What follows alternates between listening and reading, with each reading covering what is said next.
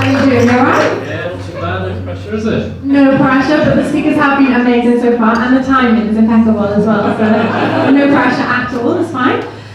We're all supporting you. So, George, I don't know you at all, but apart from earlier, Dan introduced me.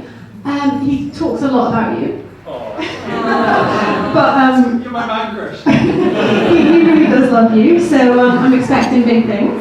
And yeah, over to you. Excellent. Well, yeah, thank you for the introduction. I'd go for the clicker. I've got quite a few slides, so I'm an academic, so I do like slides, I apologise about that. So is it up for up and down? Down. Hello. Yeah, so after seeing these talks, I'm a bit of a noob to these talks, so I'll see the last two talks have been excellent, and I've seen the type of story that people have been promoting, and I'll try to adjust my little chat to appreciate all those things.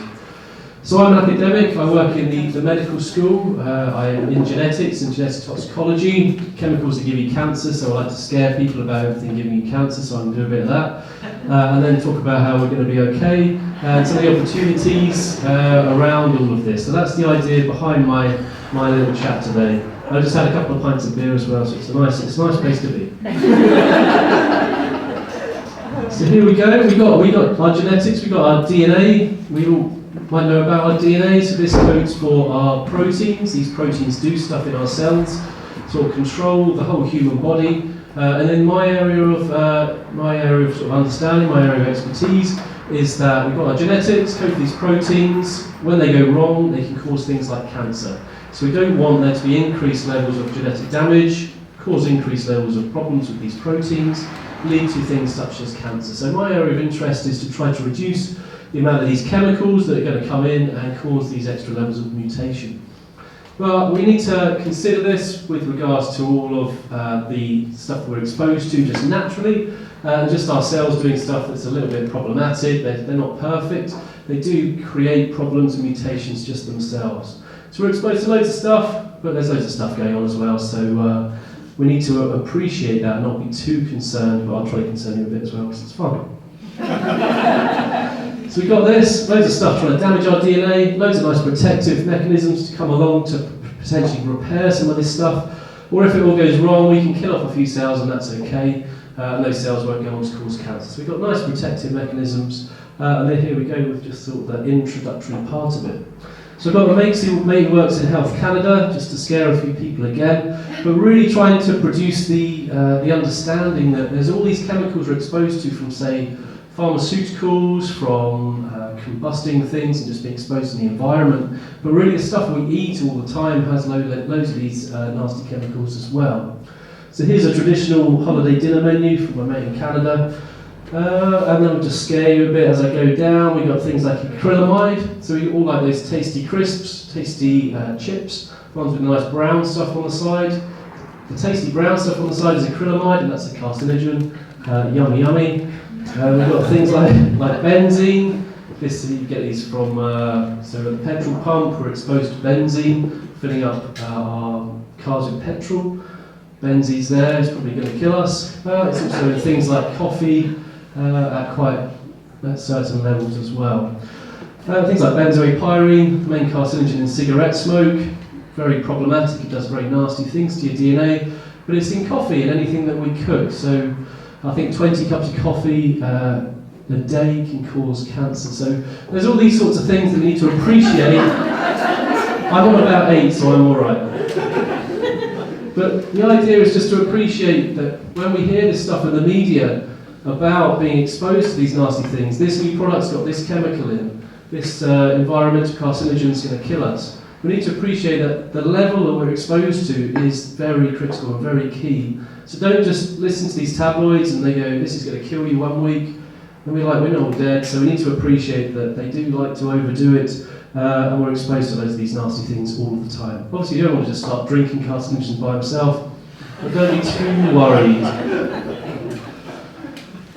So I started off in this area. As I said, I like scaring my mates, so this is quite good. He's got a plastic bottle that is not problematic, but these plastic bottles you buy with, say, water in them, if you leave them out in UV light, just those disposable ones, they leach out a chemical called bisphenol A.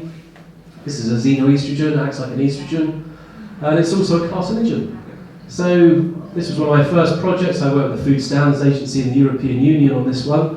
And instead of cells dividing into 2, they divide into 3 or 4 with the same amount of genetic information, and can cause cancer. So that was quite a fun bit for me to start off on. Scared of my mates, none of them drink out of those bottles anymore. But since then, the FSA have said that the levels we're exposed to, everything's all right. So again, scare everyone to a massive extent, but then talk about the levels is really where I'm at. I started becoming a consultant more recently. There's a few confidential ones I can't really talk about, but there's this one. I worked for the Drugs and Infectious Disease Initiative with Médecins Sans Frontières and the Melinda Melinda Gates Foundation, and Sanofi will produce the drug for free for this one. So this is for elephantiasis and river blindness, this little worm that gets into these people's eyes and causes blindness. Pretty similar to threadworm, which people will be exposed to. Well, most of your kids, well, my kids have had threadworm. They have mebendazole to kill off the threadworm. That's an antigen. It can cause cancer, but at the levels we're exposed to, it's all right. The chemical is very similar here. It's flubendazole, very similar sort of mode of action. But because of that, we realised that this was a good chemical, but really the dose these people are exposed to is critical. That one is quite political at the moment, but another one we worked on is probably going to cure, which one was it? African sleeping sickness. So save about 6 million people's lives in Africa. It's made by Sanofi, and it's going to be released next year after the clinical trials just finished. So we're working on a few of these things just from this understanding of genetics and the cell cycle, and scaring all my mates. Another one. So normally I give this sort of talk and try to inspire kids at schools. Realise your parents, kids at schools, to try to give some information to pass on to these guys as well. I work with lots of government agencies, and the one that came up last year, my mum was actually taking this one. It's the 6th most prescribed drug in the US, actually in the world, called valsartan, and it had a low level of NDMA. This was a carcinogen, and at the levels they're exposed to could give quite a lot of people cancer in the world. There's loads of trials, there's loads of court cases about people being exposed to all of this. My mum was on it.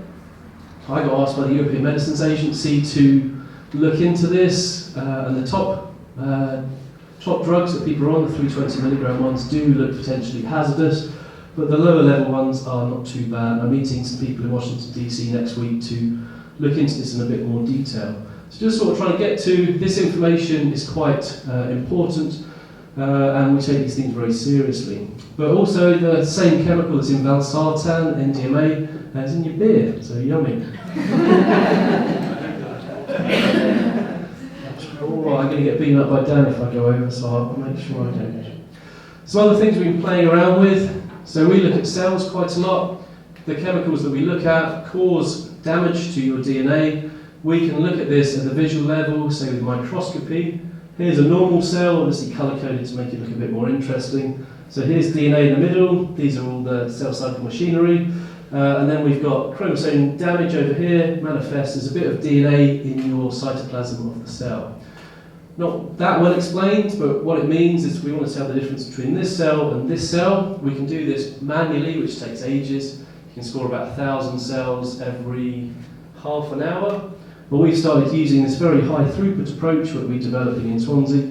And we can get to about 10,000 cells every minute. We're working with Harvard and MIT in America, and developed Google's facial recognition software to tell the difference between all these cells. Patented it, the value of companies, I don't want to show off too much, but yeah, it's valued at quite a bit of money, and it looks quite nice. So just sort of hammering back that this area is quite nice, inspiring kids to get into science was always my plan with this sort of talk. You get lots of opportunities to follow your own ideas, and it's good. We're not all a bunch of weirdos. This is our group in Swansea at the moment. Well, I'm a bit of a weirdo, but these guys are pretty normal. And to get into science is a good thing to do. Obviously, there's loads of different areas, and this is our lot. So I get offered to work in industry quite a lot. Did this when I started out. I just thought I'd travel around a bit and go to San Diego and work there. That's my plan. Great place there sometimes. Tried to become a top scientist, quite competitive. Thought that was quite a nice thing to do. And seeing through the examples such as Fexinazole, trying to sort out these problems of people getting genetic diseases, thought that was a nice thing to do. Teaching's a bit of fun, and it's quite flexible. I get to go surfing and paragliding a bit as well. And then there's the last show-off slide. I know I've shown off a little bit already. You get to travel around a bit. So if any of your kids or anyone here is going to look into becoming a scientist, one of the things we don't tell you is you get to travel around loads. It's really, really good. And it's all paid for by the society. It's not paid for by the student fees or by government. It's paid for by the society. Travel around loads. I'm off to DC, as I said, Saturday.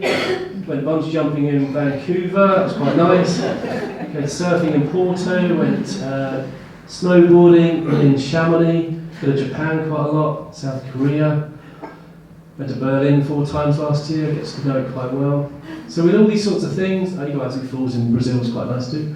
So just trying to say, becoming a scientist, you're not just a big nerd, you have a bit of fun as well. And I'll shut up now.